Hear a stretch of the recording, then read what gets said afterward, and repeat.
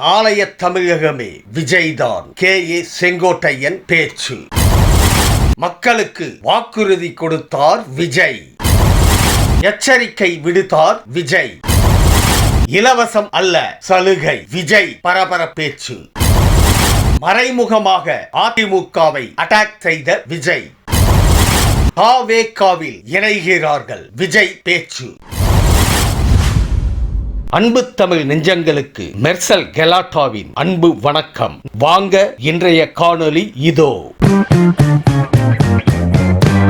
நாளை தமிழ்நாட்டை ஆளப்போவது விஜய்தான் என்று ஈரோடு பரப்புரை கூட்டத்தில் செங்கோட்டையன் சூளுரைத்துள்ளார். இது சாதாரணமாக கூடிய கூட்டம் அல்ல, எதிர்கால தமிழகத்தை உருவாக்கக்கூடிய கூட்டம் என கூறிய அவர், ஆண்டுக்கு 500 கோடி ரூபாயை விட்டுவிட்டு மக்களுக்கு சேவை செய்ய விஜய் வந்துள்ளார். அவர் கை நீட்டும் நபர்கள்தான் 234 தொகுதிகளிலும் வெற்றி பெறுவார்கள் என்று செங்கோட்டையன் தெரிவித்தார். எல்லாவற்றையும் விட்டுவிட்டு வந்த இந்த விஜயை மக்கள் ஒரு நாளும் கைவிட மாட்டார்கள் என்று ஈரோடு பரப்புரை கூட்டத்தில் விஜய் தெரிவித்துள்ளார். உங்களை நம்பித்தான் அரசியலுக்கு வந்து இருக்கிறேன், என்னுடன் கடைசி வரை நிற்பீர்கள் என எனக்கு தெரியும். அதேபோல் தமிழக மக்களுக்காக வாழ்நாள் முழுவதும் நன்றியுடன் உழைப்பேன் என்று விஜய் வாக்குறுதி அளித்துள்ளார்.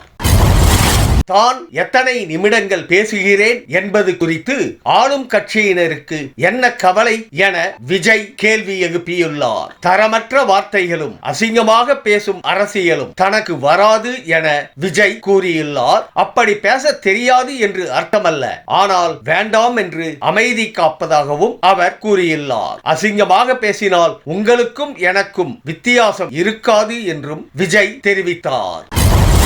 நான் சலுகைகளுக்கு எதிரானவன் கிடையாது. மக்களுக்கான சலுகைகளை இலவசம் என்று சொல்லி அசிங்கப்படுத்துவதில் எனக்கு உடன்பாடு கிடையாது என்று விஜய் தெரிவித்துள்ளார். மக்கள் காசில் மக்களுக்கு செல்வதை எப்படி இலவசம் என்று சொல்வீர்கள் என்று கேள்வி எழுப்பிய அவர், அப்படியே செய்தாலும் ஓசில போறதுன்னு சொல்லி அவர்களை அசிங்கப்படுத்துகிறீர்கள் என்று திமுகவை விமர்சித்தார் விஜய். எம்ஜிஆர் குறித்து பேசுகிறார் என புலம்புவது ஏன் என்று மறைமுகமாக அதிமுகவை விஜய் அட்டாக் செய்துள்ளார். அண்ணா எம்ஜிஆர் தமிழ்நாட்டின் சொத்து, அவர்களை நாங்கள் பயன்படுத்திக் கொள்வோம் என கூறிய அவர், களத்தில் இருப்பவர்களை மட்டும்தான் எதிர்ப்போம், விமர்சிப்போம். களத்தில் இல்லாதவர்களையும் களத்துக்கு சம்பந்தம் இல்லாதவர்களையும் பற்றி விமர்சிக்க மாட்டோம், எங்களுக்கு நிறைய வேலை இருக்கிறது என்று பேசியுள்ளார் விஜய். செங்கோட்டையனை தொடர்ந்து மேலும் பலர் தாவேகாவில் இணைய உள்ளனர் என்று விஜய் வெளிப்படையாக அறிவித்துள்ளார். மற்ற கட்சிகளில் இருந்து வருபவர்களுக்கு தாவேகாவில் உரிய அங்கீகாரம் வழங்கப்படும் என்று உறுதியளித்துள்ளார். ஏற்கனவே முன்னாள் அமைச்சர்கள் பலர் தாவேகாவில் இணைய உள்ளதாக செங்கோட்டையன் கூறியிருந்த நிலையில் அதனை விஜயும் தற்போது உறுதி செய்துள்ளார்.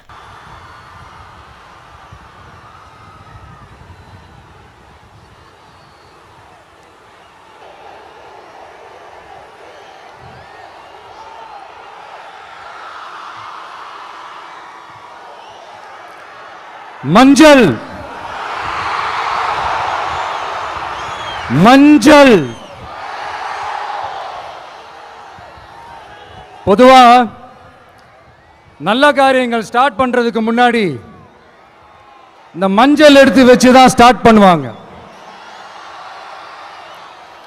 நம்ம வீட்டில் கூட நம்ம அம்மா அக்கா தங்கைகள் நமக்காக நாம நல்லா இருக்கணும்ன்றதுக்காக மஞ்சள் புடவை கட்டிக்கிட்டு தான் வேண்டிக்குவாங்க. அப்படி அந்த மஞ்சள்னாலே ஒரு தனி வைப்பு தாங்க. நம்ம கொடியில கூட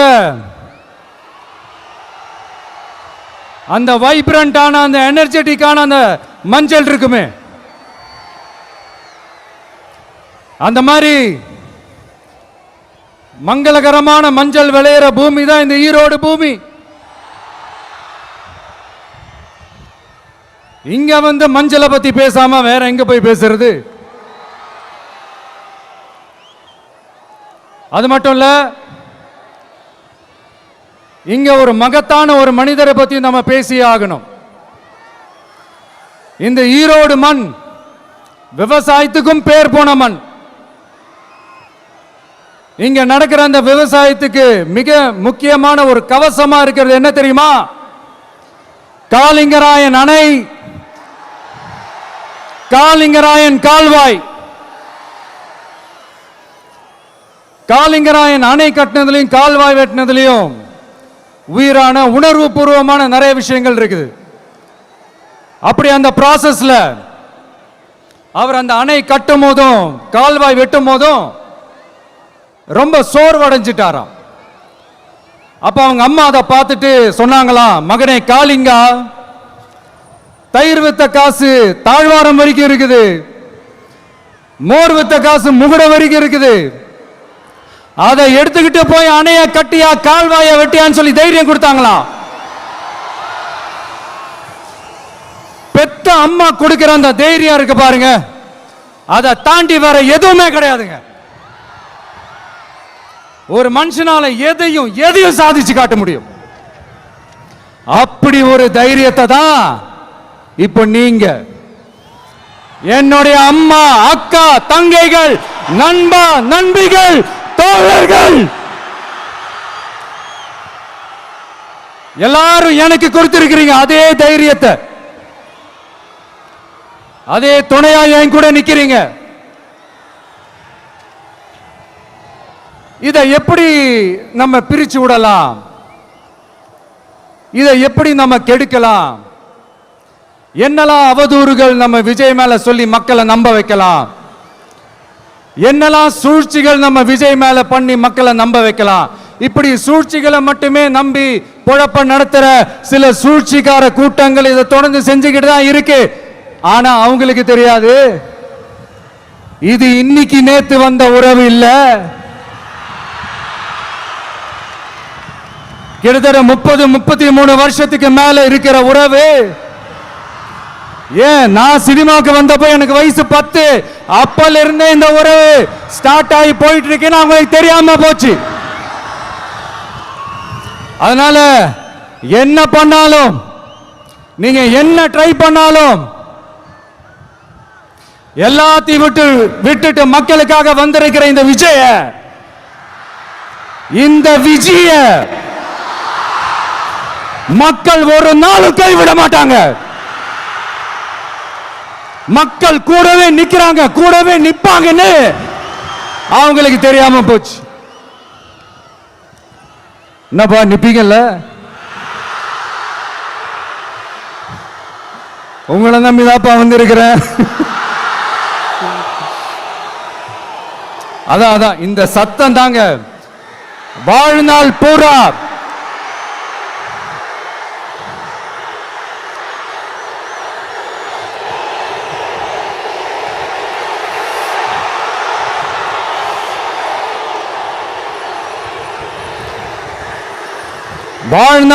உங்களுக்கு நன்றியோடவே இருப்பேன். இப்போ நம்ம காளிங்கராயன் அவர்கள் அணையை கட்டுறதுக்காக பவானிக்கு போய் பார்க்கும்போது ஒரு இடத்துல ஒரு பாம்பு வந்து உட்கார்ந்துச்சான், படுத்துச்சான். அது படுத்த இடத்துல தான் அவர் அணையை கட்ட ஸ்டார்ட் பண்ணாராம். அப்புறம் அந்த பாம்பு வளைஞ்சி நெளிஞ்சி போற இடத்துலலாம் கால்வாயை வெட்டினார்னு சொல்லி சில வாய்மொழி கதைகள்லாம் சொன்னாங்க. தண்ணியை சேமிச்சு வச்சு குடிக்கிறதுக்கும் விவசாயத்துக்கும். தம்பி கீழே இறங்கு, தம்பி கீழே இறங்குப்பா, ப்ளீஸ் கீழே இறங்குப்பா.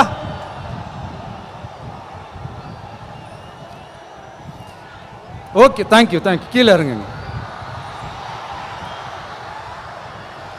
கீழே இறங்குப்பா. நீ இறங்கினாதான் முத்தம் கொடுப்பேன்.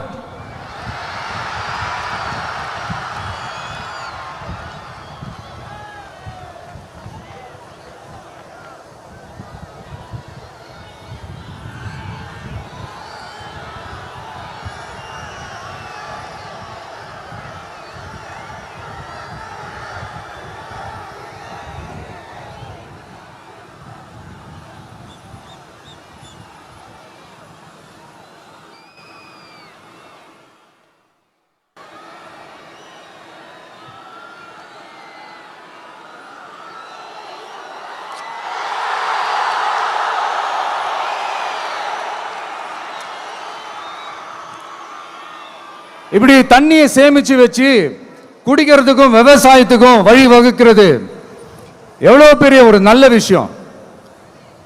ஸோ இந்த மாதிரி நல்ல விஷயங்கள்லாம் செஞ்சிட்டு கதைகள் சொன்னா பரவாயில்ல, எதுவுமே செய்யாம கதைகளை மட்டும் அடிச்சு விடுறது எப்படி?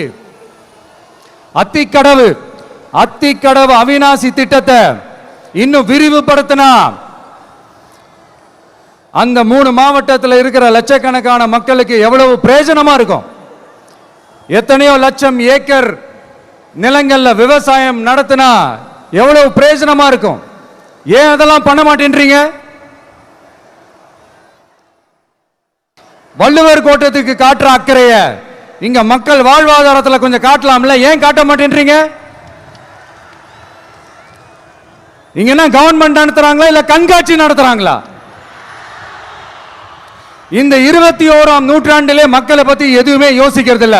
ஆனா அந்த காலத்திலேயே இது எல்லாத்தையும் பத்தி யோசிச்ச, மக்களை பத்தி, குடிக்கிற தண்ணியை பத்தி, விவசாயத்தை பத்தி, அணை கட்டுறதை பத்தி, கால்வாய் வெட்டுறதை பத்தி, இதெல்லாம் எங்கிருந்து? பவானியிலிருந்து நொய்யலாறு வரைக்கும் கால்வாய் வெட்டி இதெல்லாத்தையும் பத்தி யோசிச்ச காளிங்கராயன் அவர்களுக்கு கோடி கும்பிடு போட்டாலும் பார்த்தாதுங்க. இப்படி அந்த காலத்தில் இருந்த ஒரு ஹீரோவை பத்தி பேசிட்டு இந்த காலத்தில், அதாவது 1920th செஞ்சுரியில் இருந்த ஒரு ஹீரோவையும் பத்தி நம்ம பேசி ஆகணும்ல. ஒருத்தர் இலகிய மனம் கொண்ட ஹீரோனா இன்னொருத்தர் இரும்பு மாதிரி அயன் மேன் தான். எஸ், நம்ம ஈரோடு கடப்பாறை தான்.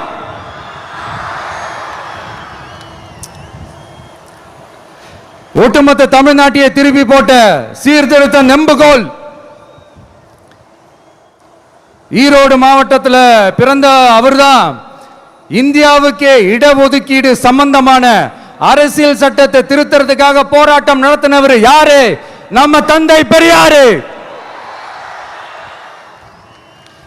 100 வருஷத்துக்கு முன்னாடியே வகுப்பு வாரி பிரதிநிதித்துவம் வேணும்னு கேட்டவர்.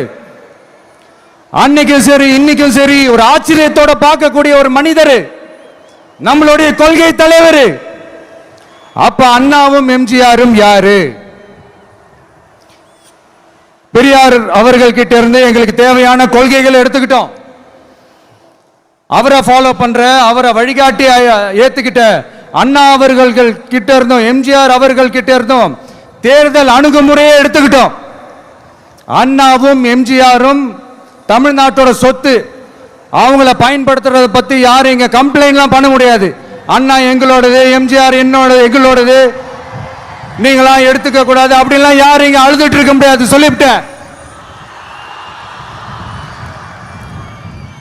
அதனால நாங்க ஒரு வழியில அரசியல் செஞ்சுக்கிட்டு போயிட்டு இருக்கிறோம். உங்களுக்கு தான் டிவிக்கு ஒரு பொருட்டே இல்லைல்ல, அப்புறம் ஏன் கதறீங்க? அப்புறம் ஆளாளுக்கு அங்க போயிட்டு இங்க போயிட்டு புலம்பி தள்ளிக்கிட்டு இருக்கிறீங்க. இது எப்படி இருக்கு தெரியுமா? எனக்கு பயம் இல்ல, எனக்கு பயம் இல்ல அப்படின்னு சத்தமா சவுண்ட் விட்டுக்கிட்டே சத்தமா பாட்டு பாடிக்கிட்டே இந்த நடுங்கிக்கிட்டே சின்ன பசங்க நடந்து போவாங்க, அந்த மாதிரி இருக்கு. முதல்ல மண்டையில இருக்கிற கொண்டைய மறைங்க சார்.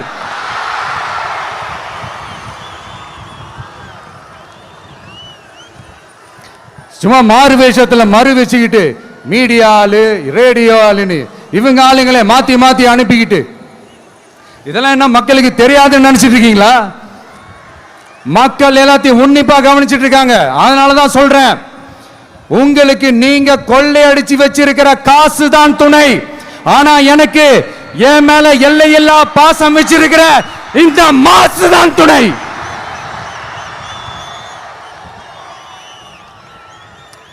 இப்படி நமக்கு துணையா இருக்கிற ஈரோடு மக்களுக்காக நான் இப்போ குரல் கொடுக்கலான்னு வந்திருக்கிறேன். சரி, இப்போ விஷயத்துக்கு வருவோம். பெரியார் அவர்கள் கிட்ட இருந்த அந்த செல்வாக்கையும் அந்த பதவிகளையும் அந்த பவரையும் வச்சுக்கிட்டு அவர் என்ன சொன்னார் தெரியுமா? இவ்வளவு செல்வாக்கு, இவ்வளவு பதவிகள், இவ்வளவு பவர் இருந்தோம் நான் ஒரு 5 பைசா காசு சம்பாதிச்சிருப்பேனா? எனக்கோ இல்லை என் குடும்பத்துக்கோ பட்டங்கள் வேணும், பதவி வேணும்னு ஏதாவது கேட்டிருப்பேனா? இல்லை ஏதாவது லாபம் பார்த்துருப்பேனா? இல்லை எதுக்காவது ஆசைப்பட்டிருப்பேனா? ஆனா அவர் பேரை சொல்லிக்கிட்டு அவருடைய கொள்கையை ஃபாலோ பண்றதா சொல்லிக்கிட்டு இப்ப ஆட்சியில இருக்கிறவங்க என்னெல்லாம் செய்யறாங்கன்னு.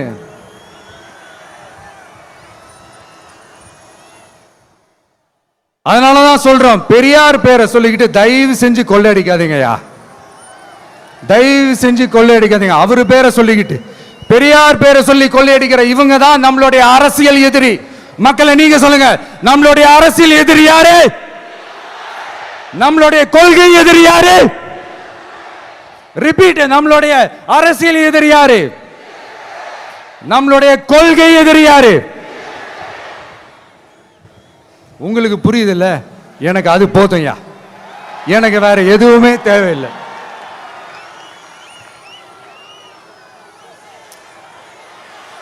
அதனாலதான்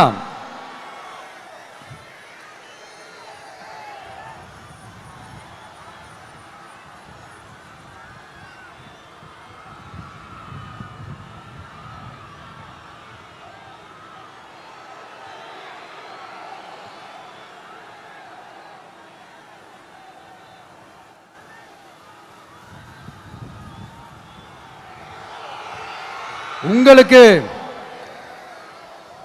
நம்மளை பத்தி நம்ம அரசியலோட நீங்க எல்லாரும் என்னோட அரசியலோட கனெக்டடா இருக்கீங்கன்றது ரொம்ப தெளிவா தெரியுது.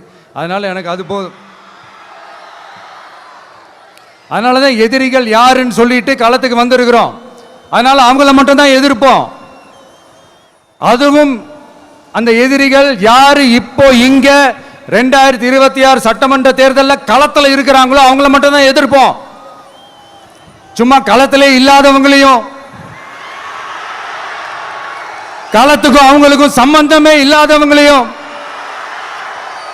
எதிர்க்கிற ஐடியாலாம் இல்ல பாஸ். நீங்க கேட்கிறீங்கன்றதுக்காகலாம் எதிர்த்துட்டு இருக்க முடியாது பாஸ். எங்களுக்கு நிறைய வேலை இருக்குது.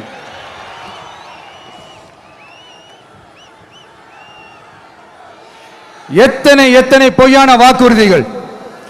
வந்த உடனே நீட்டை ரத்து செய்வோம், கல்வி கடனை ரத்து செய்வோம், கேஸ் சிலிண்டருக்கு மானியமா 100 ரூபாய் தருவோம், என்னெல்லாம் அடிச்சு விட்டுட்டு இன்னி வரைக்கும் கேட்கிறேன், இதெல்லாம் சொன்னாங்களே செஞ்சாங்களா? இவங்க எப்பவுமே இப்படிதான், சொல்றது ஒண்ணு செய்யறது ஒண்ணு. திமுகவும் பிரச்சனைகளும் ஃபெவிகால் போட்டு ஓட்டின ஃப்ரெண்ட்ஸ் மாதிரி ஒன்னிலிருந்து ஒன்ன பிரிக்கவே முடியாது. இப்போ ஈரோடு பகுதியில் இருக்கிற பிரச்சனையை பத்தி பேசுவோம். பெரியார் பேரை மட்டும் சொல்லிக்கிட்டு எப்படி அவரோட கொள்கைகளுக்கு எதிராக செயல்படுறாங்களோ அப்படிதான் இந்த மஞ்சள் நகரத்தோட மஞ்சளுக்கும் ஒண்ணும் பண்ணல, மஞ்சள் விவசாயிகளுக்கும் ஒண்ணும் பண்ணல. ஆராய்ச்சி மையம், சிறப்பு மையம்னு கோடி கோடியா டெண்டர் விட்டாங்க, பேருக்கு கட்டிடத்தை கட்டினாங்க. ஆனா உலகமே போட்டி போட்டு வாங்குற மஞ்சளை மதிப்பு கூட்டி விற்பனை செய்ய, அதாவது அதோட வேல்யூ இன்க்ரீஸ் பண்ணி நம்ம விவசாயிகளுக்கும் இந்த மாவட்ட மக்களுக்கும் நன்மை செய்ய இதுவரைக்கும் என்ன செஞ்சிருக்காங்கன்னு யோசிச்சு பார்த்தா ஒரு பெரிய ஜீரோ தான். கரும்பு நெல்லுக்கு அரசாங்கம் விலை பிக்ஸ் பண்றாங்க, அதையும் ஒழுங்கா பண்றதில்ல. ஒவ்வொரு முறையும் பிரச்சனை. அங்க நெல் கொள்முதல் செய்யறதுல ஊழல். சரி, நாம கஷ்டப்பட்டு விளைய வச்சது வீணா போக கூடாதுன்னு நினைச்சு நம்ம விவசாயிகள் கேட்கிற லஞ்சத்தை கொடுத்தாலும் அதுக்கப்புறம் கூட அந்த கொள்முதல் ஒழுங்கா நடக்கிறது இல்லை. அதையும் தாண்டி ஏதோ ஒரு விலை விவசாயிகளுக்கு கிடைக்குது. அப்படிலாம் இல்லாம ஒழுங்கா நேர்மையா நம்ம மஞ்சளுக்கும் நியாயமான விலை பிக்ஸ் பண்ணி தரமான விதைகளை கொடுத்தா என்ன குறைஞ்சா போயிடுவாங்க? இதெல்லாம் யோசிக்கிறதுக்கு அவங்களுக்கு நேரமே இல்லை. 24/7 அவங்களோட யோசனை என்ன தெரியுமா? இந்த விஜயை எப்படி முடக்கலாம், தமிழக வெற்றி கழகத்தை எப்படியெல்லாம் முடக்கலாம், அப்படிதான் அவங்களுடைய சிந்தனையே 24/7. எத்தனையோ வருஷத்துக்கு முன்னாடி நம்ம காளிங்கராயர் நதிகளின் இணைப்புக்கு முன்னோடியா இருந்தார். பவானி ஆத்துல வர அதிகமான தண்ணி அணை கட்டி தேக்கி தண்ணீர் வறட்சியான பகுதிகளுக்கு அனுப்பினார். ஆனா இன்னைக்கு இவ்வளவு நவீன வசதிகள் இருந்தோம், இவ்வளவு சயின்ஸ் வளர்ச்சிகள் இருந்தோம், இவ்வளவு டெக்னாலஜி வளர்ச்சிகள் இருந்தோம், அவங்க வாக்குறுதியில் ஒன்று கொடுத்தாங்கல்ல, பவானி நொய்யலாறு அமராவதி 6 இணைப்பு திட்டத்துக்கு ஒரு துரும்ப கூட கிள்ளி போடல. வாக்குறுதி நம்பர் 103 சொன்னாங்களே, செஞ்சாங்களா? சரி, இதாவது ஒரு பெரிய ப்ராஜெக்ட் வைங்க. ஆறுகளை சுத்தப்படுத்த பல்லாயிரம் கோடி நிதி ஒதுக்குவோம், தமிழ்நாட்டில் உள்ள ஆறுகளை சுத்தப்படுத்துவோம்னு சொன்னாங்களே, செஞ்சாங்களா? ஆனா ஆத்து மணலை கொள்ளையடிக்கிறதுல மட்டும் வேலையை கரெக்டா செய்வாங்க. இதை நான் ஏன் திரும்ப திரும்ப சொல்றேன்னா, மக்களே நீங்க புரிஞ்சுக்கணும். கொஞ்சம் மசந்தா மற்ற மாவட்டங்கள்ல மணல் காணாம போன மாதிரி, மலைகள் காணாம போன மாதிரி, நம்ம மாவட்டத்தில் தனி வளத்தை கொடுத்த செம்மண்ணும் காணாம போறதுக்கு வாய்ப்பு இருக்கு மக்களே. நம்ம மண்ணுக்கும் நம்ம ஆத்துக்கும் நம்ம விவசாயிக்கும் தான் இந்த மோசமான நிலைமை. அதனால ஏதாவது தொழில் செஞ்சு பிழைக்கலாம்னு பார்த்தா அதுக்கும் எங்க விடுறாங்க. தொழில்னு பார்த்தா 30% நெசவாளர்களுக்கு கூலி பாக்கி. அரசாங்கம் நம்ம நெசவாளர்கள் கிட்ட இருந்து கொள்முதல் செய்த வேட்டி சேலைக்கான கூலியை கூட போராடித்தான் வாங்க வேண்டியதா இருக்குது. அது சலுகையோ உதவியோ நலத்திட்டமோ கிடைக்காது. நம்ம உழைப்புக்கான ஊதியம், நம்மளோட உரிமை, அதுக்கே போராட வேண்டிய நிலையில தான் இந்த அரசாங்கம் நம்மளை வச்சிருக்கு. நல்லா பார்த்துக்கங்க மக்களே, உரிமைக்கு குரல் கொடுத்தவங்க தான் இவங்க. சிறு குறு தொழில்கள் பீக் ஹவர்ஸ் சார்ஜ்னு கரண்ட்டுக்கு அநியாய விலை வச்சு அதையும் செய்ய விடாம நம்மளை முடக்கிடுறாங்க. அந்த பீக் ஹவர்ஸ் சார்ஜ் கொள்ளையால எத்தனை வருஷமா எவ்வளவு பேர் பாதிக்கப்படுறோம், எவ்வளவு தொழில்கள் பாதிக்கப்படுது. நாமளும் கத்துறோம், போராடுறோம், கோரிக்கை வைக்கிறோம். எதையாவது இவங்க கண்டுக்கிறாங்களா? கொஞ்சம் யோசிங்க. ஏன் கண்டுக்க மாட்டேன்றாங்கன்னு கொஞ்சம் யோசிங்க. அப்போதாங்க பிரைவேட்ல அதிக விலைக்கு கரண்ட் வாங்க முடியும், அதுக்கு டெண்டர் விட முடியும். அப்படி டெண்டர் விட்ட மேட்டர்ல எல்லாம் என்ன நடக்கும்னு உங்களுக்கும் தெரியும், எனக்கும் தெரியும், நம்ம எல்லாருக்குமே தெரியும்.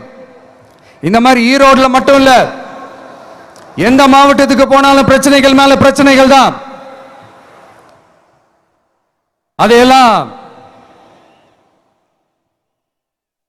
அதையெல்லாம் தீக்கிறதுக்கு ஒரு சொல்யூஷன் கூட சொல்லாம இதுல வேற பெருமையா மாடல் அரசுங்கிறது இல்ல. நான் கேட்கிறேன், கூச்சமா இல்ல?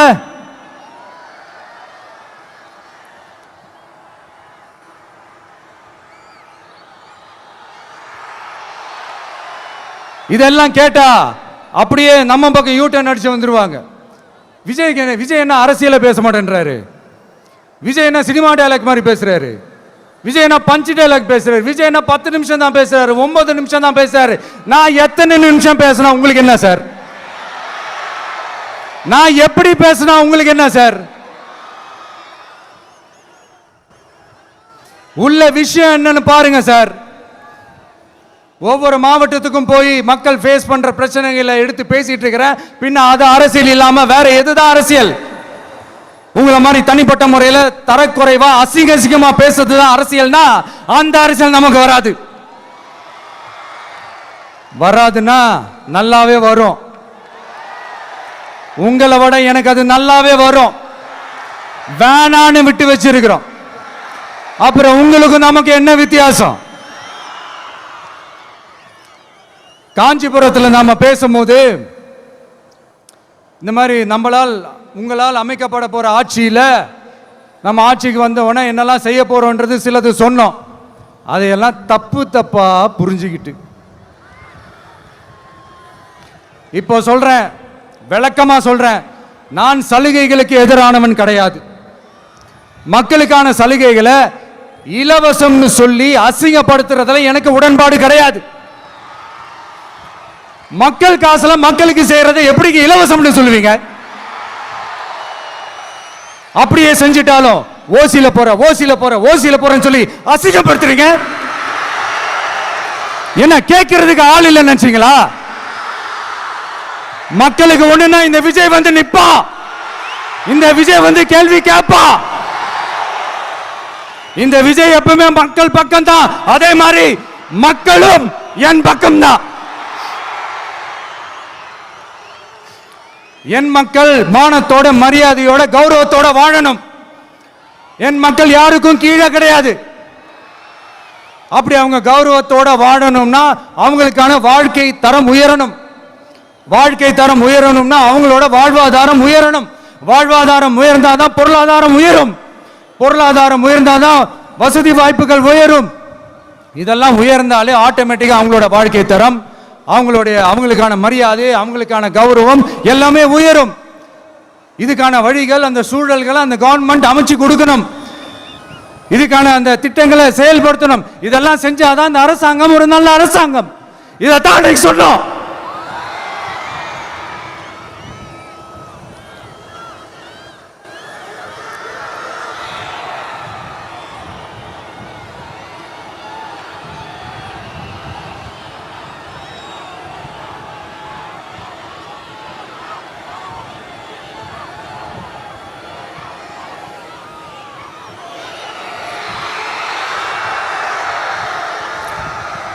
இதைத்தான் இன்னைக்கு சொன்னோம். உடனே சொன்னா மட்டும் போதுமா? எப்படி செயல்படுத்துவீங்க? நாங்க என்ன வாயிலே வடை சுடுறதுக்கு டிஎம்கேவா,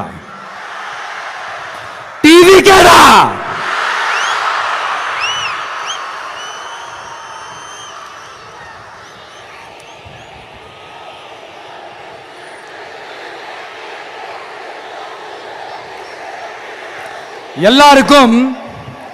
எல்லாருக்கும் நிரந்தரமான ஒரு வீடு இருக்கணும்னு சொன்னோம். உடனே எங்க ஆட்சியிலே நாங்க எல்லாரும் வீடு கட்டி கொடுத்துட்டோமே அப்படிங்கிறது இல்ல. நான் கேட்கிறேன், இங்க உங்களை தான் கேட்கிறேன், இங்க வாடகைக்கு இருக்கிறவங்களே இங்க யாரும் இல்லையா? எல்லாருக்கும் சொந்தமா வீடு கட்டி கொடுத்துட்டாங்களா? அடுத்து வீட்டில் இருக்கிற ஒவ்வொருத்தரும் மினிமம் டிகிரி படிச்சிருக்கணும் அப்படின்னு சொன்னோம். உடனே எங்க ஆட்சியிலே எல்லாரும் டிகிரி படிச்சு முடிச்சிட்டாங்களே அப்படிங்கிற மாதிரி சொல்றது அது உண்மைனா? ஸ்கூல் லெவல்லையே டிராப் அவுட்ஸ் அதிகமானது யாரோட ஆட்சியிலங்க?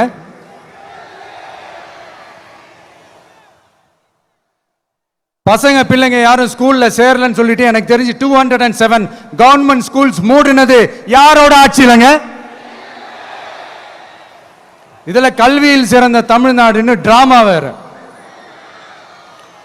அடுத்து குடும்பத்தில் ஒருத்தருக்கு நிரந்தரமான வருமானம் வரணும், வேலை வாய்ப்பு கிடைக்கணும் அப்படின்னா நாங்க கொடுக்காத வருமானமா, நாங்க கொடுக்காத வேலையா அப்படிங்கிறது. எத்தனையோ லட்சம் காலி பணியிடங்கள் நிரப்புவோம்னு வாக்குறுதி கொடுத்துட்டு ஆட்சிக்கு வந்தீங்களே, எத்தனை லட்சம் காலி பணியிடங்களை நிரப்புனீங்க? அட்லீஸ்ட் 1 லட்சம் காலி பணியிடங்களாவது நிரப்புனீங்களா?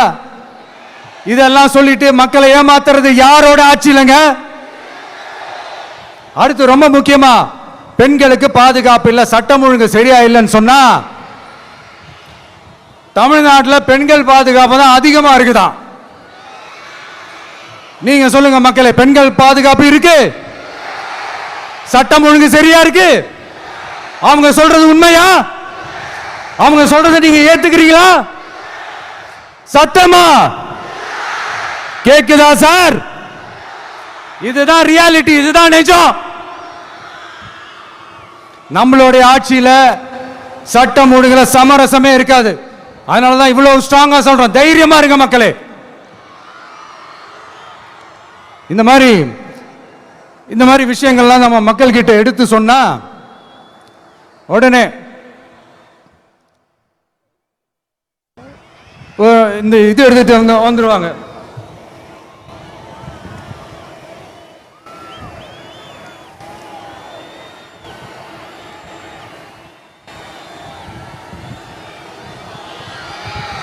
இந்த மாதிரி இதெல்லாம் என்னென்ன செய்ய போறோன்றது சிலதெல்லாம் காஞ்சிபுரத்தில் சொன்ன மாதிரி சொன்னா எல்லாத்தையும் தப்பா திருச்சி பேசிக்கிட்டு அவதூறு பரப்பிக்கிட்டு. நான் கூட யோசிப்பேன், எம்ஜிஆர் அவர்களும் மேடம் ஜெயலலிதா மேடம் அவங்களும் ஒரே வார்த்தையில சொல்லி இந்த திமுகவை காலி பண்ணாங்கல்ல. நான் கூட யோசிப்பேன், ஏன் இவ்வளவு ஹார்ஷா பேசுறாங்க, ஏன் இவ்வளவு ஹார்ஷா அவங்கள திட்டுறாங்கன்னு யோசிச்சது உண்டு. இப்பதானே புரியுது. அவங்க ரெண்டு பேரும் சொன்னதை இப்ப நானும் ரிப்பீட் பண்றேன். திமுக ஒரு தீய சக்தி, திமுக ஒரு தீய சக்தி, திமுக ஒரு தீய சக்தி, திமுக ஒரு தீய சக்தி, தீய சக்தி, தீய சக்தி, தீய சக்தி. என் நெஞ்சில் குடியிருக்கும் ஈரோடு மக்களே,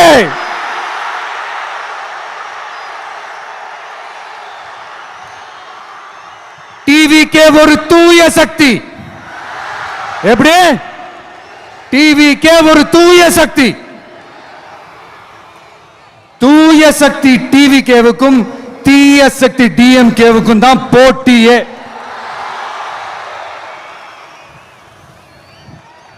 என்ன முடக்கலாம்னு நினைக்கிறீங்க, ஆனா இந்த சத்தத்தை ஒரு நாள் உங்களால முடக்க முடியாது.